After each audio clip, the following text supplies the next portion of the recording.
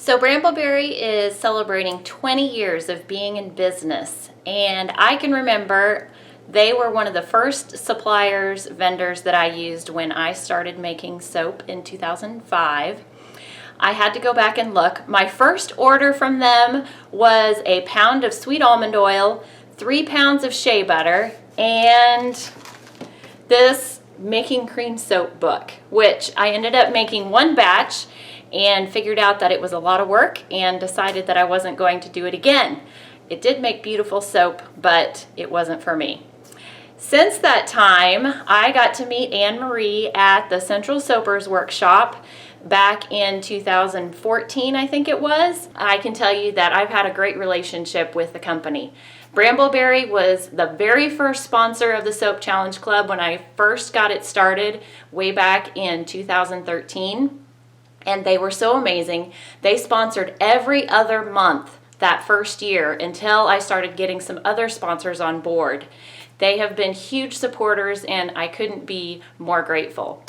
They have grown so much in the last 20 years, and I know that they're going to do some amazing things in the next 20 years. And I'm super excited because they sent me their anniversary collection, and it includes this heart column mold, which is really huge actually. Has the Brambleberry logo on it. They have a signature Brambleberry scent now that Anne Marie picked out, and when I first smelled it I thought, oh, it's a little bit like black raspberry vanilla, but then I realized it's a lot more complex than that and has a few deeper notes, I would say. It's not quite so sweet. And then it also came with these 3 color blocks to be used in melt and pour soap. So you can see I've already used them, and I used the column mold to make this melt and pour soap. It ended up being a little more marbled. So I think I'm going to try this again, and I have some ideas from some of my Instagram followers who gave me some tips because I have not worked with melt and pour all that much before.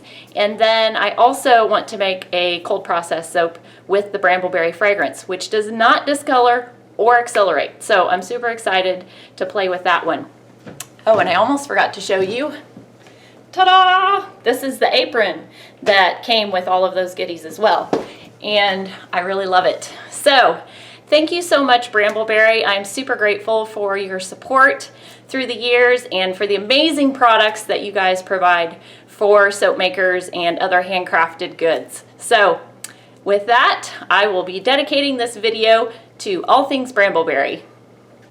Okay, I have my mold all ready to go for the second pour. Before I show you this, I'm going to show you the footage from the first pour so you can kind of see what I did and what I'm going to do differently this time.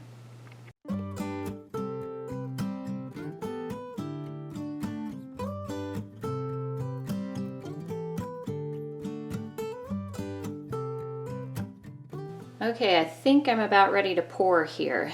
One of the tips that I got was to have cooler temperatures so that the soap would be a little thicker, and this one is starting to form a skin, and it's also a little bit cooler than this one, which was another tip, that if you don't want them to mix together, have them be different temperatures. So I'm going to pour slowly, also another tip, and I'm not going to move them back and forth.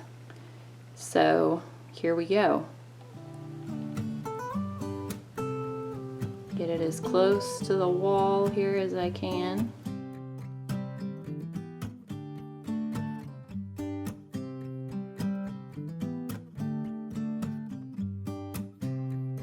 Okay, so I think there's some good marbling in there, and hopefully swirling more than marbling this time. So I'm gonna let this cool and we'll see what we get.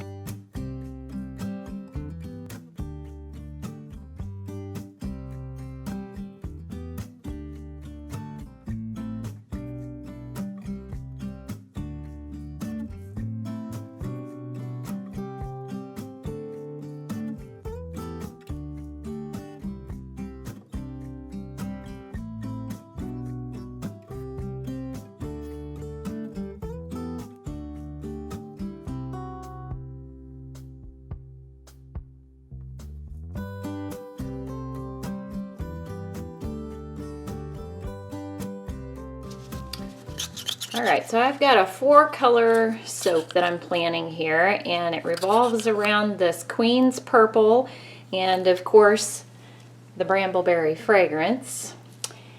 And so my second color is 2 parts Queen's Purple to 1 part Caribbean Blue. And my third color is 1 part Queen's Purple to 1 part Magenta. So it's kind of a nice reddish purple color. And then I'll use some titanium dioxide for white. So I'm using a slow tracing recipe with 30% lard in it, and so I've got my temperatures in the 80s. It's really easy to cool down your lye solution and oils when it's cold outside. So they're a little cooler than I usually have them.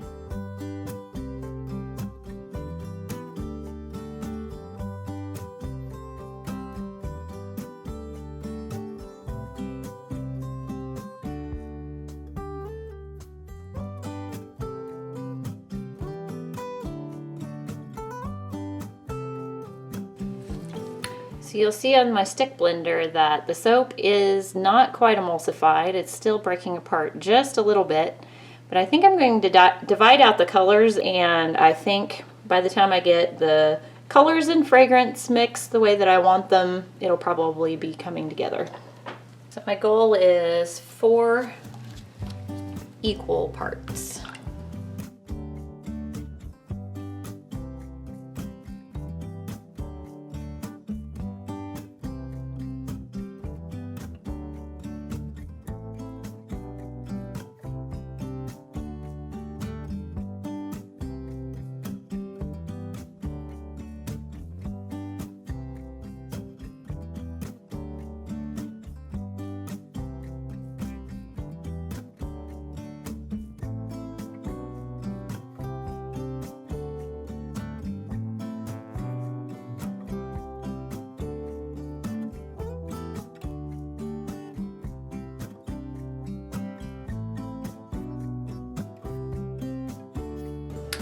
All right, so my goal is to do some wall pours in the same order here, and then switch it up.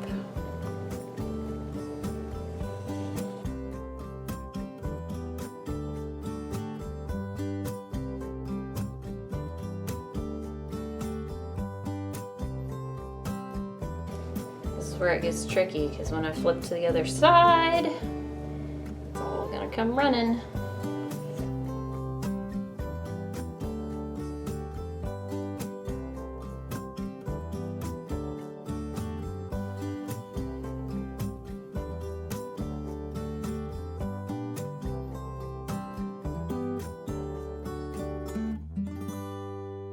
Now I'm going to try to pour it on the center.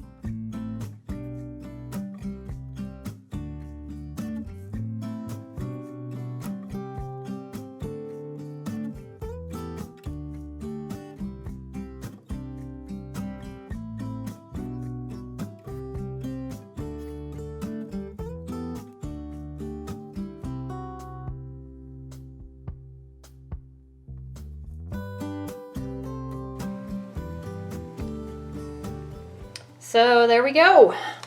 I'm thinking I'm just going to insulate this, not stick it in the oven this time, and we'll see what the pattern is when we cut it. So I've pulled it out of the mold, and you can see I got quite a bit of ash this time, and it's probably the kind that's not going to steam off. So I will plane these tops off, but I'm too anxious to see what's inside. So let's get it cut first, and then we can clean it up.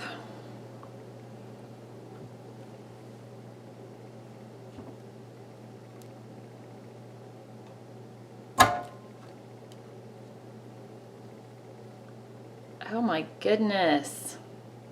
I had no idea what it was going to look like. So I wish I would have done more of these down the center. It's kind of cool.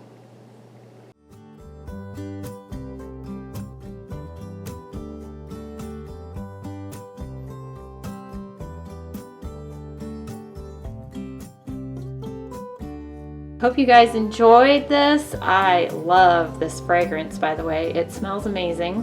I've included the links to all the products from Brambleberry that I have used for all of these projects.